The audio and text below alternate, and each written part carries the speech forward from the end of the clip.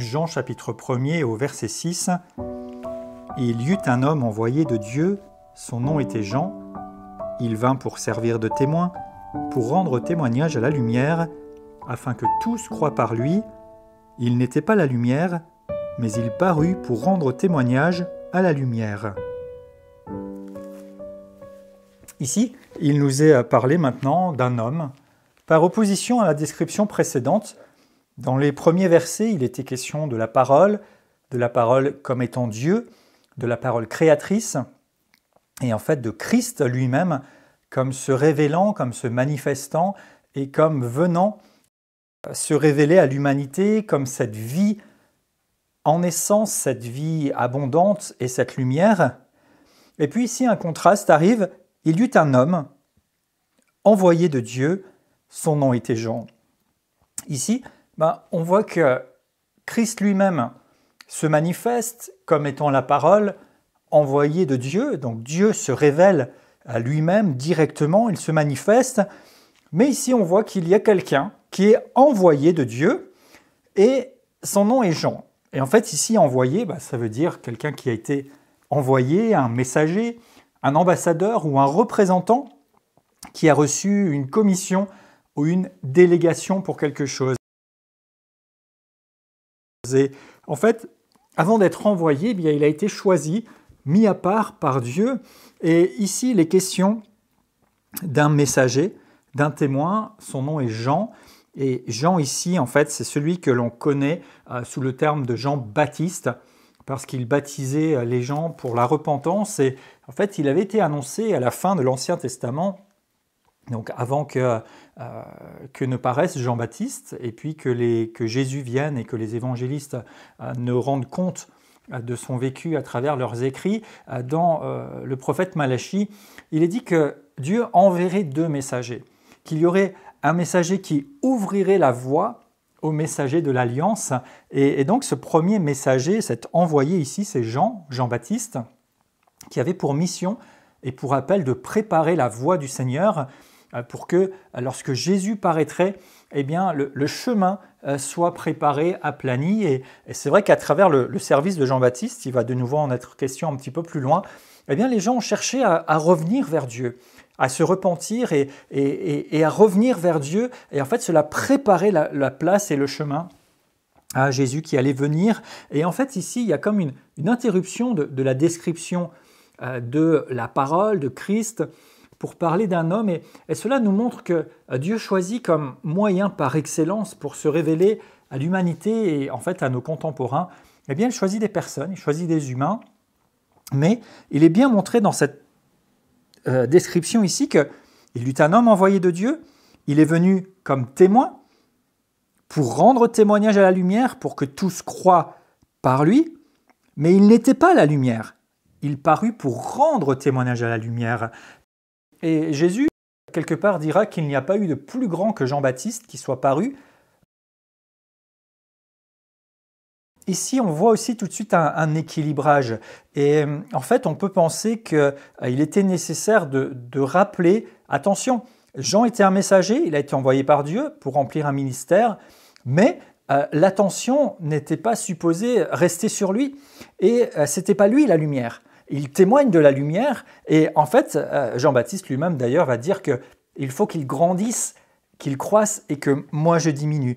Et en fait, quand nous sommes témoins, nous sommes là pour annoncer, pour vérifier, pour rendre témoignage d'une réalité plus grande que nous-mêmes. Et je pense ici aux témoins lumineux qu'on peut avoir sur certains appareils qui fonctionnent, électriques par exemple. Et en fait, ce témoin lumineux vient nous dire que l'appareil est en fonctionnement ou qu'une lumière est restée allumée quelque part. Donc le témoin n'est pas une fin en soi. En fait, ce témoin va attirer notre attention sur une réalité plus grande, plus importante. Et ici, en fait, Jean devait servir de témoin pour la lumière qui est Jésus-Christ. Mais il ne l'était pas lui-même. Et il a semblé bon à Jean, l'auteur donc de l'évangile de Jean, de faire cette précision.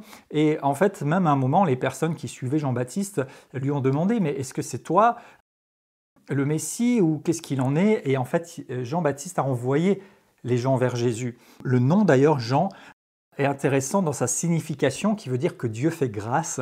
Et en fait, Jean-Baptiste a été nommé ainsi par ses parents, Zacharie et sa femme, sur une inspiration divine. Au début, il voulait lui donner le même nom que son père, comme c'était souvent de coutume, mais il a reçu ce nom comme inspiration divine. Et en fait, il a été décrit par le prophète Ésaïe comme une voix qui crie dans le désert, qui prépare la route pour Dieu et qui prêchait la repentance. Et donc, il est venu pour servir de témoin, pour rendre témoignage à la lumière, pour que tous croient par lui. Et donc, son message qu'il a reçu de Dieu, en fait, devait attirer l'attention, pas sur lui-même, mais sur Jésus. Il a attiré à une réalité bien supérieure. Et en fait, les apôtres plus tard écriront à ce sujet en disant que l'évangile est une puissance pour le salut de quiconque croit. Et les apôtres diront notre témoignage ou notre prédication ne reposait pas sur des discours persuasifs de la sagesse, mais sur une démonstration d'esprit et de puissance. En fait, le but, l'objectif, c'est de rendre témoignage au véritable, à la lumière.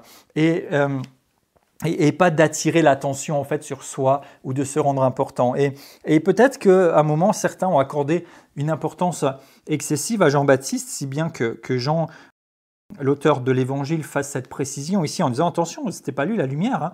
Il était là juste pour attirer vers le véritable. » Mais en tout cas, ici, on voit que Jean-Baptiste s'est rendu disponible à Dieu, a obéi au mandat qui était le sien et il a attirer l'attention vers Jésus. Il a voulu réconcilier les gens avec Dieu selon l'appel qu'il a reçu du Seigneur prophétiquement.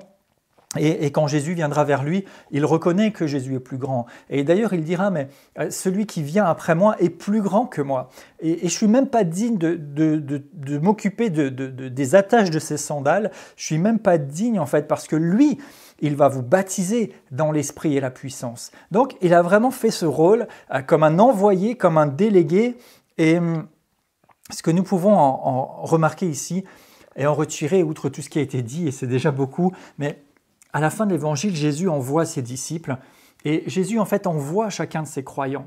Il dit « Allez, faites de toutes les nations des disciples, les baptisant au nom du Père, du Fils et du Saint-Esprit, enseignez-leur à observer ce que je vous ai prescrit. » Il est dit dans les Actes « Vous serez mes témoins, vous recevrez une puissance et vous serez mes témoins jusqu'au bout de la terre. » Jésus dira aussi « Voici les signes qui accompagneront ceux qui auront cru et en mon nom, ils feront des miracles. » Je paraphrase.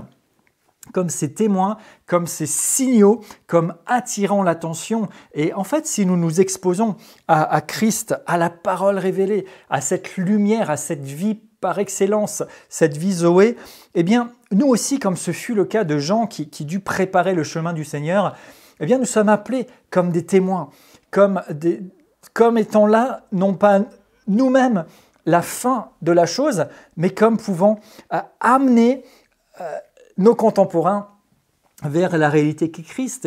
Et même quand Jésus nous a dit « Vous êtes la lumière du monde, brillez », ce n'est pas pour que les gens viennent juste à nous, mais c'est pour qu'en fait, en venant à nous, nous puissions les conduire vers Jésus, vers le Père, et qu'ils puissent eux-mêmes à leur tour être transformés. Et ainsi, c'est un cycle merveilleux, vertueux qui se reproduit. Et plusieurs fois dans les Écritures, il est question de peuples assis dans les ténèbres, par exemple dans Ésaïe, qui ont vu une grande lumière.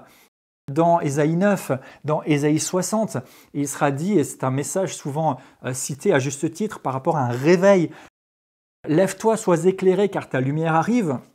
Sur toi l'Éternel se lève.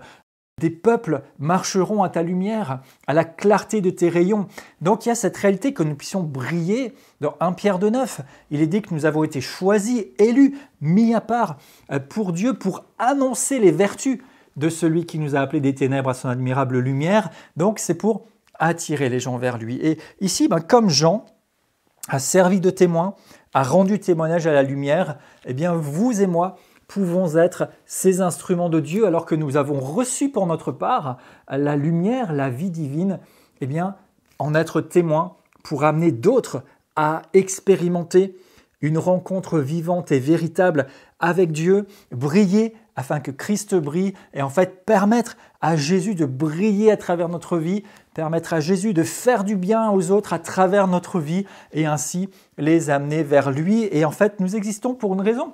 Nous avons chacun un appel spécifique, comme ce fut le cas de Jean, mais tout ensemble doit travailler au témoignage qui attire vers Christ afin que lui paraisse. Et je déclare dans le nom de Jésus que nous sommes disponibles, nous sommes des témoins vivants, efficaces à la gloire de notre Dieu et que le monde voit la lumière à travers les témoins que nous sommes et que Christ paraît à travers nous pour la gloire du Père et pour le salut de tout un chacun.